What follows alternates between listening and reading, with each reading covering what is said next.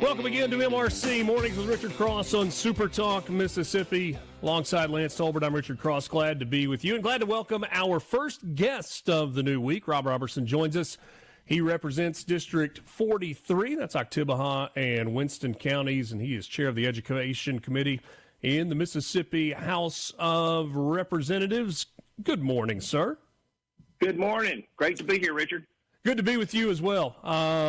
We're going to dive in, if we can, and talk about a topic that elicits passion and a lot of response from Mississippians on both sides when we talk about education. And there's so many different directions, Rob, that this conversation can go. I'd like to start, if we could, with something we were talking about before the break, the reading success that we've seen that's been referred to as the Mississippi Miracle at the elementary level.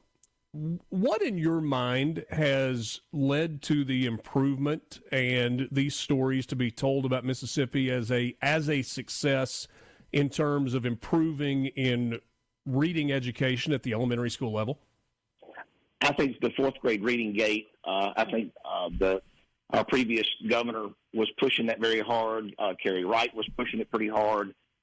If you'll remember at the time, the world would end if we do that reading gate, and there was a lot of complaining and absolutely coming unglued about whether or not that was going to work or not. And I'll put credit where credit is due.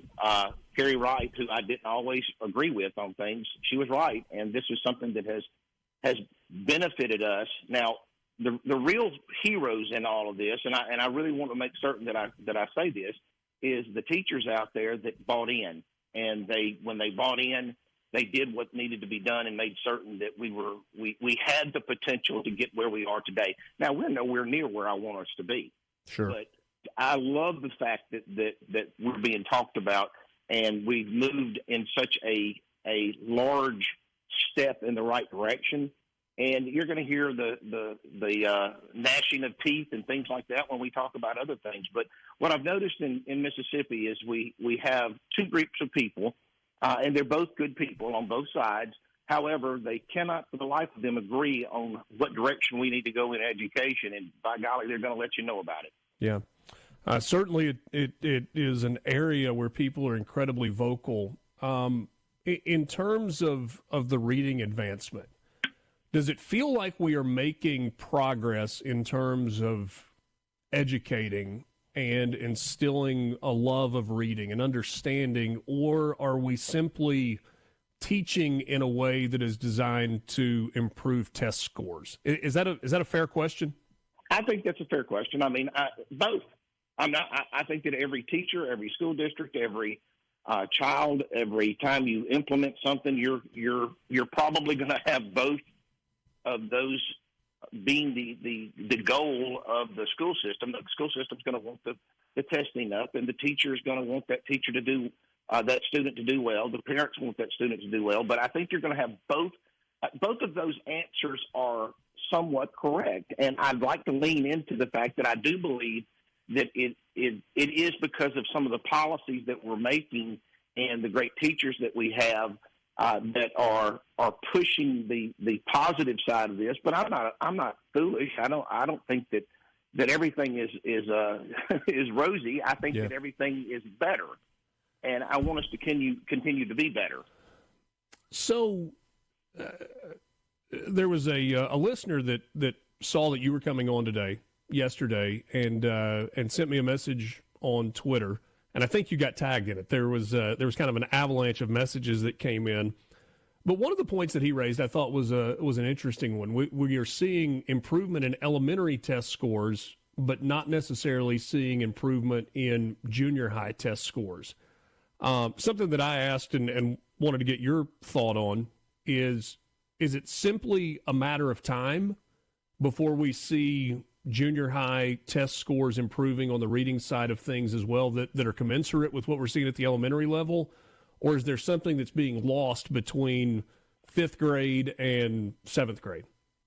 I would argue with that assertion, first of all. We've got a really good the testing that was done last year showed that the eighth graders are retaining more than they had been retaining in the past. So I would suggest that is a earmark of the direction we're going to go in and the direction that we're going to continue to see.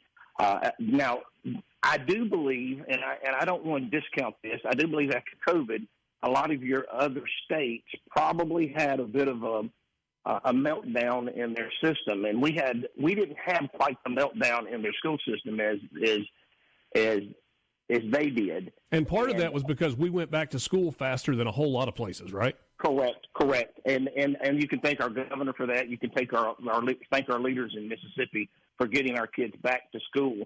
I think the worst possible thing that we did to our kids is put them in a house and leave them there for an entire year, or in some cases even longer than that. Yeah. And we wonder what's wrong with our children now. So I think that we did the best we could in the circumstances we had. However, getting those kids back to school has put us in a lot better position nationwide than I would have necessarily expected at the time. But I'm very excited about the direction we're going in. I do believe that getting some coaches into the grade levels above third, fourth, and fifth grade will be a benefit to us in the future, and whether that be math or reading or whatever. And if we focus on our core things, I think that we're going to be able to see and keep a lot of the advancing that we're doing. But here's the other side of the coin. If you don't have a kid by 8th or 9th grade in a pretty good position, by the time they get to the 10th grade, they're giving up because they don't see school as being very beneficial to their future. And we've got to put CTE programs in place. We've got to put some things in place that can get the imagination going for these kids to let them know that, hey, I've got something to grab a hold of here whenever I leave high school, even if it's not that I'm going to go to college. So, and I think Donnie Bell, our chairman of our CTE programs and things like that, he's doing a good job of pushing me in that direction as well. You mentioned math and other subjects as well. We've seen the success with, you referred to it as Reading Gate, I think, a second ago, or the GATE process that's in place. Is that a model that is replicable with other subjects? Can we see the same level of improvement with math, and how quickly do we get that in place if it is something that can be replicated? I do think it's something that can be replicated. We did just hire a new superintendent of education. Right. He's asked to get his feet a little set so that he can figure out some things that he wants to push. CTE is a major part of his puzzle piece. Math and reading are also part of his what he wants to see moving forward. The push in different directions in terms of what we're doing, I want us all to be on the same page. I work very well with Senator Barr. I think he does a great job on that side. We have some differing opinions at times, but that's to be expected, which I'm sure there's a lot of your listeners out there that probably disagree with me about certain things as well, which is fine. But we're going to continue talking about creative and different things the entire time I'm the chairman of education, not because I'm trying to just bring up negative things, but I think that you end up with better bills whenever you have you're cultivating a spirit of a conversation that needs to be had. I know we kind of addressed this a second ago, but the C-Spire text line is just lighting up with people who are saying teachers are teaching how to take tests as opposed to teaching to read. And I know you said that you think there's both in there. Why is that? If it's not reality in your mind, why is that the perception? I think a lot of people are not thinking that they're getting the bang for their buck from their school systems. Some of that comes down to the fact that you've got some really school systems that are doing well. You've got some school systems that are doing quite terrible. And when you have a lack of leadership in your school district, you're going to end up with some problems like this. Now, here's the dirty little secret. The good school districts that are out there, whenever I bring up consolidation and bringing in some of the school districts that need help, generally speaking, even the people that are texting you or putting any of this information online that says that they think they're teaching the test, they don't want their good school district to be consolidated with a bad school district. And if they want things fixed, they're gonna have to stop thinking in terms of what's best for my school. We're going to have to start thinking what's best for the state of Mississippi as a whole, and how do we make the best school districts we can statewide. And that's not the way we generally think. And the complaining that you generally get are complaining about somebody else's school district.